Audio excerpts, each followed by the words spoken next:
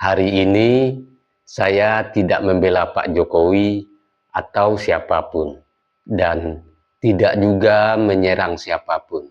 Saya berbicara karena agama dipakai untuk menipu, dan Nabi Muhammad SAW dipakai namanya untuk membenarkan kebencian. Jika kita diam ketika agama dipelintir, maka diam itu bukanlah netral. Diam itu berarti ikut menyuburkan kebohongan. Dan lihat video ini baik-baik, karena ini bukan soal politik, ini soal iman dan akal sehat. Mari ditonton cuplikan berikut ini.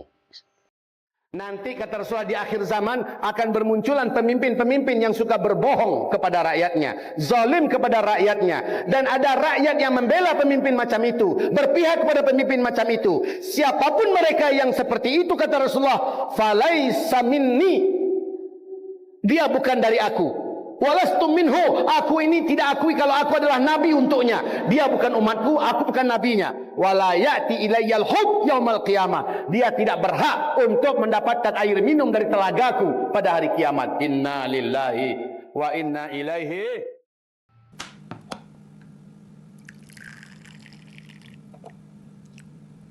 Sahabat, ngopi dulu.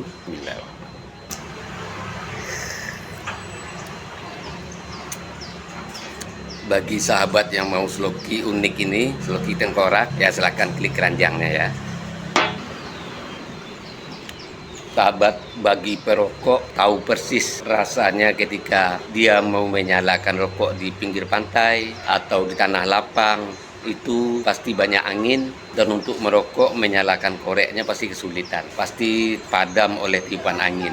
Tapi semuanya tidak akan terjadi lagi jika korek kita ini kapasitas gasnya besar dan apinya kuat, tidak akan padam ditiup angin.